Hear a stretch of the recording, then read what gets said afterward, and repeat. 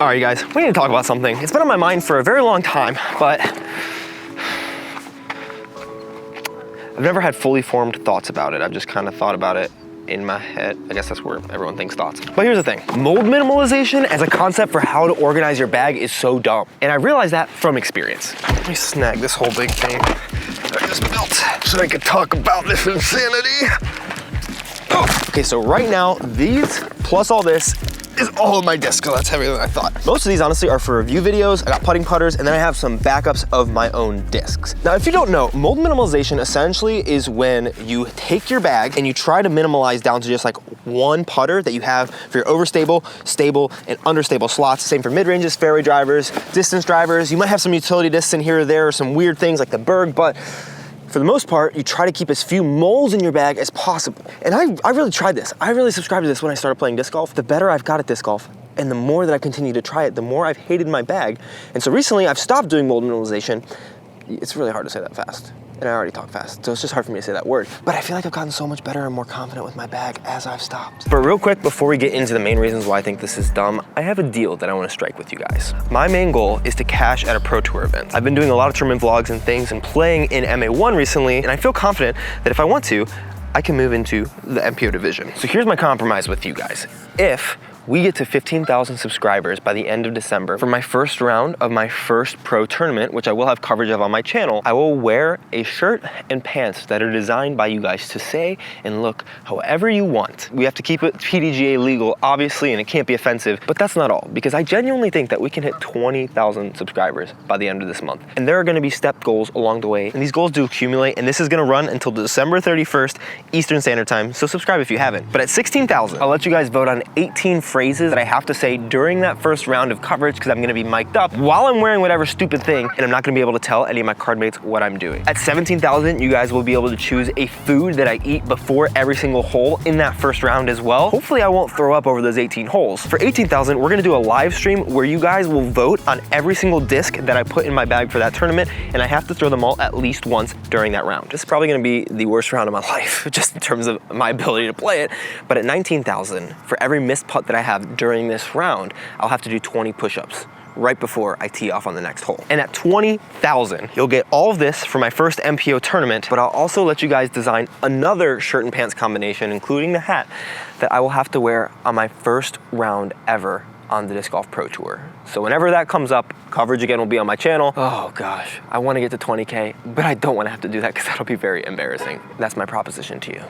Honestly, I feel much happier just talking about this than the fact that we're gonna have to talk about stupid mold minimalization right now. I still can't say that word, but let's get into it. So my bag right now, for my putter pocket, I have 3 pures, 2 putting pures, 1 throwing pure. And actually this will get us started because I used to have this pure in my bag as well, right here. It's an Opto pure and it flies very straight, whereas this is my very flippy pure. And the problem was, this was my workhorse pure. I would throw this all the time on whatever, it kind of flies more like a mid-range. And then when I would pull this guy out, even though it's a pure, and even though this is like, according to mold minimalization, the perfect thing to do because it has the same hand feel and I'll be able to feel confident throwing this mold. Whenever I pull this out, I would never trust how flippy it is because it feels the same as the other pure. And this is what I realized. The concept of mold minimalization, at least what I understood it to be for most people, is that when you have fewer molds in your bag, you would be so confident because it's the same mold in your hand. And when you throw that disc, you'll have confidence with that disc and you can just have them in different stages of wear and tear. So I have this Grace right now, which is the newest one that I just put into my bag. And this is kind of the exception, but we'll get to that later. This is my other Grace, which is a little bit flippier, so I can trust that it won't be as stable and be a little straighter. Where are they? All these guys as well are Graces. This is flippier than the one I have in my bag. This is flippier than the one I have in my bag. This is flippier than the one I have in my bag. This is flippier than the one I have in my bag. And then these two are as stable as the most overstable ones. And this is the main problem. When I get a disc, I get it for its flight. And then as it beats in, it has a different flight.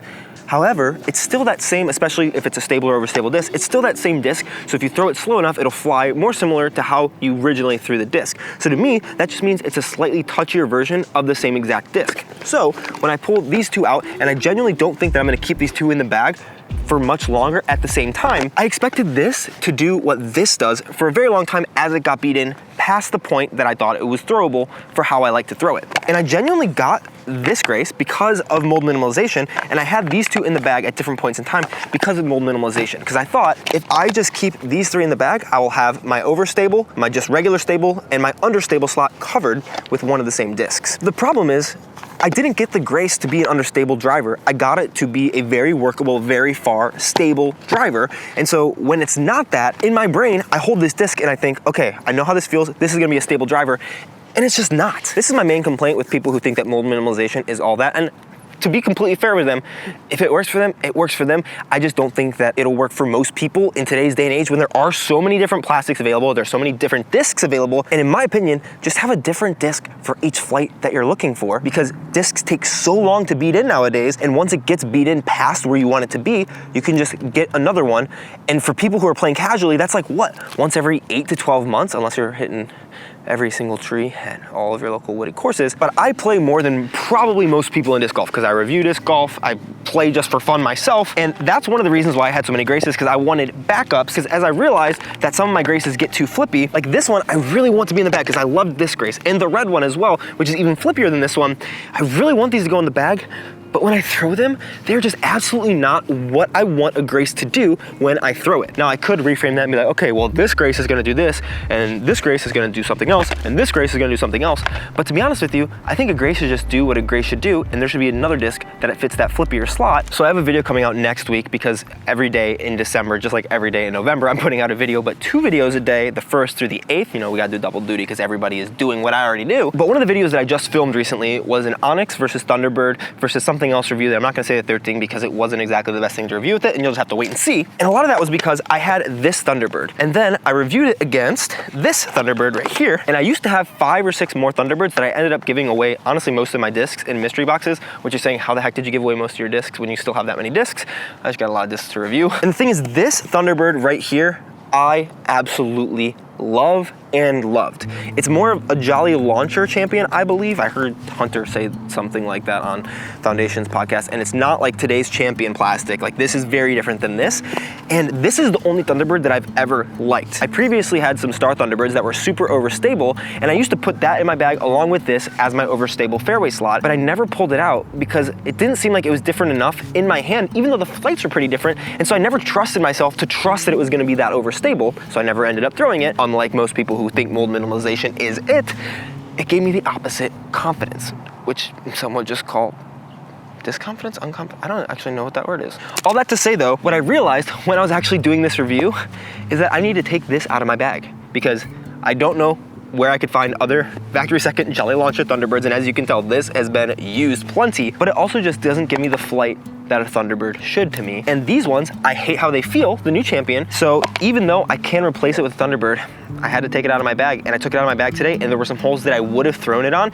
and I think I wouldn't have gotten birdies like I did, because I actually shot 8 down, which is it's pretty cool. To be honest, I've had this video in the works for a while, which is actually gonna be a rebuttal to Robbie C Disc Golf and some people over at Foundation Disc Golf who have talked a lot about mold minimalization in the past.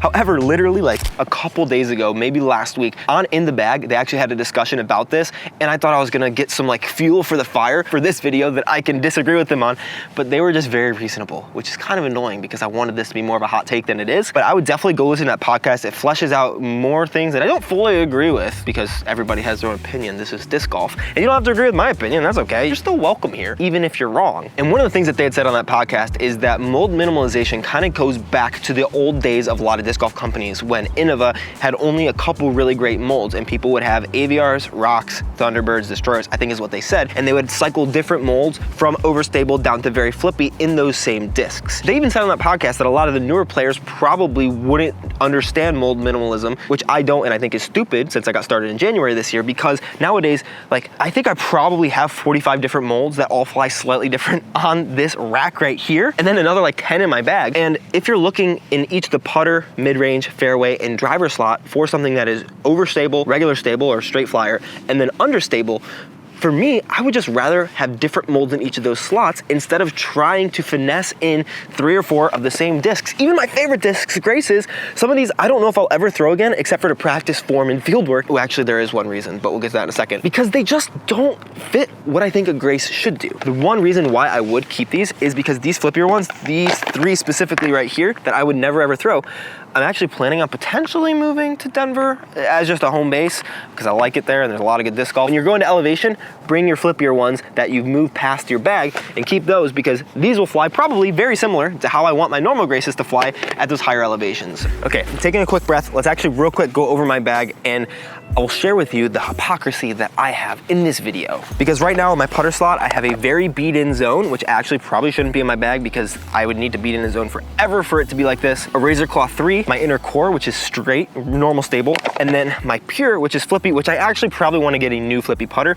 because this is a very, very beat-in Eco Pure, and I want something that's this flippy, but this, for some reason, even though this is the only Pure that I bag right now, I still get Opto Pure in my head when I think about throwing it, and I just don't trust that it's gonna be as flippy as I want it to be all the time, and then I'll end up releasing it not on as much hyzer, and then it'll just burn into the ground because I don't know my own discs that have been in my bag for 6 months. I also have my two more putting putters because I like to practice, and then for mid-ranges right now, I just have my Fuse, and then I do have two EMAC Truths. This disc is slightly straighter than a normal EMAC Truth is, but I really like the flip up and flight that I can get out of it, and so I have a new one as well as this one, and this, I never want it to get to the point where it's like super flippy like this, so once it starts to turn too much, this one hopefully will be beat into the point that it's more like this, and I'll be able to have this slot covered again, but this one has just that touch more of stability, that little bit less turn when I throw it, that it's not an overstable mid-range, but it's not a flip up to straight mid-range like this one is. That's really the only time that I think that you should have multiples in your bag, when they cover slight variations that you definitely know and can feel, but once it gets to the point that you're not trusting the disc because it's not doing what you think that slot of disc should do, I'll just take it out of your bag. And then in my fairways, I have a River right now, which I also want to take out of my bag and replace it with something else, so give me suggestions. A Felon, which I like for that overstable slot, and I used to have an overstable Thunderbird and then a regular Thunderbird, but this is what I think an overstable disc should be,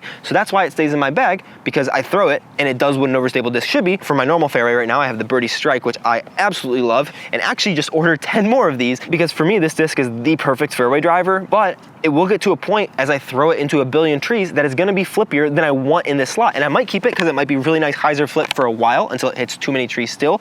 And then I wanna be able to replace it with a new disc because I'd rather just put a new disc in my bag. And then my last ones are these two Graces because I do like the flip up that I get out of this one compared to this, but this probably, I'm trusting it less and less and less, and I see its days in my bag are numbered. And then Arrive and an Enforcer, neither of which I have a great relationship with, but they're still in there because I need an overstable distance driver slot. Here's the thing, most people aren't actually going to play enough to make cycling molds into their bag a thing that even makes sense for them. Because genuinely, there are so many good discs and so many good molds nowadays that you don't need to cycle discs, and if you still want to, you wanna be old school, you wanna be wrong, you can go ahead and do that. And this isn't coming from somebody who hasn't tried and wanted to like mold minimalization.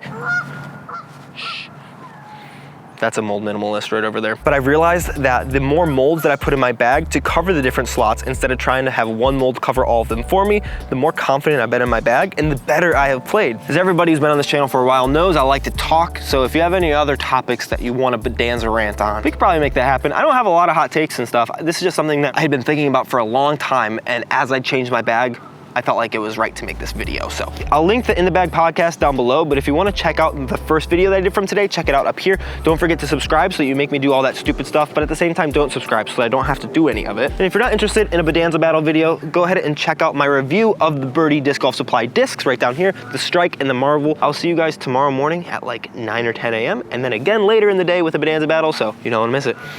Maybe you do, maybe you don't like this video, but if you did like it and subscribe, please. All of this is just my opinion. Obviously, this is the internet. That's all there is on the internet is opinions. If you disagree, that's okay. You're still welcome here. But like I said, you're wrong. Okay, love you. Bye.